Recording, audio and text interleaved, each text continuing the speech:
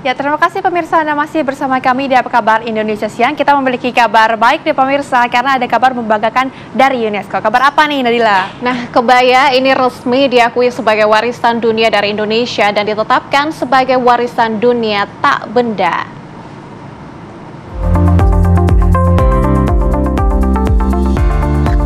Keputusan pengakuan kebaya ini diumumkan dalam sidang ke-19 session of the Intergovernmental Committee on Intangible Cultural Heritage yang berlangsung di Paraguay Rabu lalu.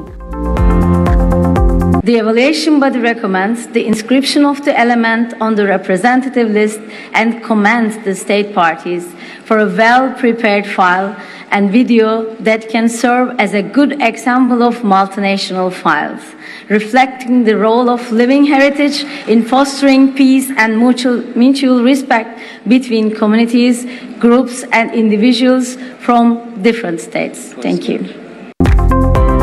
Pada sidang tersebut disebutkan bahwa kebaya merupakan pengetahuan, keterampilan, tradisi, dan praktik. Kebaya diadopsi dalam daftar representatif warisan budaya tak benda UNESCO melalui mekanisme nominasi bersama 5 negara, yaitu Brunei Darussalam, Indonesia, Malaysia, Singapura, dan Thailand. Menteri Kebudayaan Fadlizon berharap penetapan kebaya oleh UNESCO dapat meningkatkan kesadaran global pentingnya pelestarian warisan budaya tak benda karena kebaya bukan hanya sebuah simbol budaya, namun juga elemen pemersatu yang melampaui batas etnis, agama, dan negara. Tim TV One mengabarkan. Ya pemirsa, untuk mengetahui cerita di balik kebaya resmi diakui warisan budaya tak benda oleh UNESCO telah bergabung bersama kami Bapak Menteri Kebudayaan Fadlizon. Selamat siang Pak. Selamat siang, Assalamualaikum warahmatullahi wabarakatuh. Ya Pak, ini merupakan kabar yang bahagia sekali untuk kita semua. Mungkin bisa dijelaskan terlebih dahulu ini seperti apa sampai akhirnya kebaya ditetapkan oleh UNESCO, Pak Fadli? Ya, jadi memang ini adalah sebuah kabar gembira bagi masyarakat Indonesia. Tidak hanya kebaya, sebelumnya tanggal 3 Desember ada juga Reok Ponorogo yang masuk di dalam Intangible Cultural Heritage atau warisan budaya tak benda UNESCO.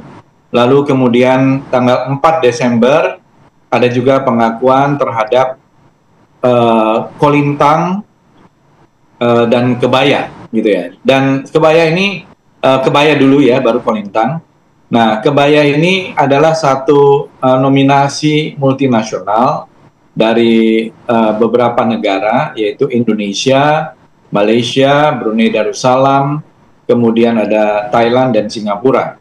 Jadi bersama-sama kita mengajukan ini di dalam sebuah istilahnya representative list.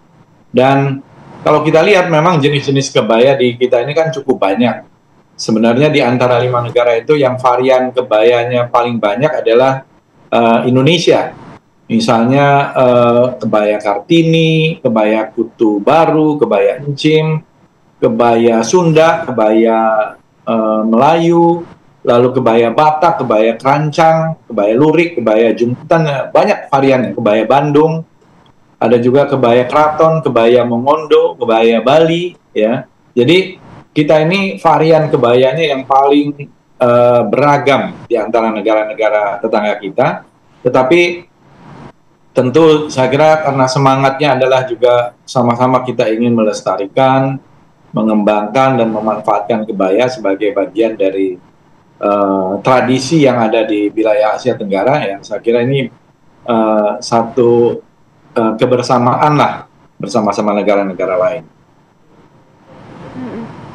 Baik, Pak Fadli, kita ini kan tahu ya kalau kebaya kita ini juga beragam. Apa ada penilaian spesifik untuk kebaya-kebaya tertentu Pak dalam hal ini Pak? Sebenarnya penilaian spesifik tidak ada, karena memang mereka mempunyai namanya komite yang menangani evaluasi, kemudian verifikasi dan sebagainya. Tetapi tepatnya itu ada satu tim pengkaji, tim ahli yang menelaah pengajuan-pengajuan tersebut, mencari letak keberagaman yang ada. Selanjutnya tentu melalui satu forum bersama, jadi kita juga harus bekerja sama dengan negara-negara tetangga kita di dalam pengajuan ini dengan para tim ahlinya, dan akhirnya disepakatilah setelah melalui satu proses yang juga tidak mudah, karena sekarang ini semakin terbatas, setiap negara mengajukan itu hanya satu item kalau untuk single nomination. Tapi ini karena merupakan satu multinational nomination, jadi kita bisa bersama-sama dan diprioritaskan menjadi warisan budaya tak benda dunia atau intangible cultural heritage dunia, sebagaimana diusulkan negara-negara pengusul. Jadi ini melalui satu proses kajian penelaahan secara bersama-sama. Baik, Pak Fadli, ini kami penasaran nih, kemudian langkah selanjutnya yang dipersiapkan oleh pemerintah untuk tetap terus konsisten melestarikan kebaya ini sebagai warisan dunia, seperti apa Pak Fadli? Untuk kebaya, saya kira dengan adanya pengakuan sebagai warisan budaya tak benda dunia, tentu akan semakin banyak sosialisasi dari komunitas-komunitas kebaya yang jumlahnya cukup banyak ya. Tadi yang saya sebutkan itu yang berdasarkan keragaman tadi saja, hampir di setiap suku bangsa kita mempunyai kebaya. Varian-varian kebayanya unik-unik dan juga menurut saya sangat menarik. Nah, ini juga tentu akan ada sosialisasi, akan ada mungkin pagelaran-pagelaran, festival-festival kebaya, dan tentu karena ini kekayaan budaya kita, harus kita sendiri yang menghargai. Kalau bukan kita, lantas siapa lagi gitu ya.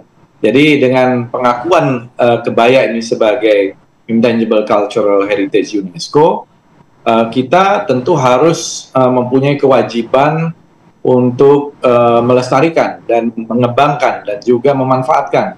Saya yakin nanti akan pelaku-pelaku industri dalam hal ini fashion designer ya akan menjadikan kebaya juga salah satu prioritas mereka, terutama di waktu-waktu ke depan ini, untuk menjadi satu hal yang menjadi fashion publik lagi dan juga bisa diterima oleh masyarakat kita dengan beragam ekspresinya sesuai dengan budaya kita masing-masing tentu saja. Dan Kementerian Kebudayaan juga berkomitmen karena kita mempunyai Undang-Undang Pemajuan Kebudayaan nomor 5 tahun 2017, dan tentu saja karena Undang-Undang Dasar 1945 pasal 32 itu menyatakan ya bahwa negara memajukan kebudayaan nasional Indonesia di tengah peradaban dunia.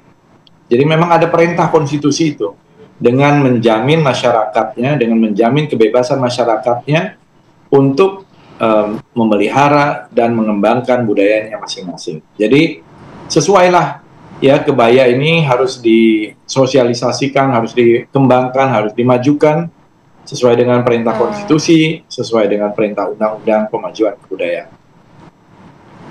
Baik, terima kasih Pak Faldi sudah membagikan cerita-cerita membanggakan untuk Indonesia karena akhirnya kebaya menjadi warisan dunia dari Indonesia. Terima kasih Pak Fadli.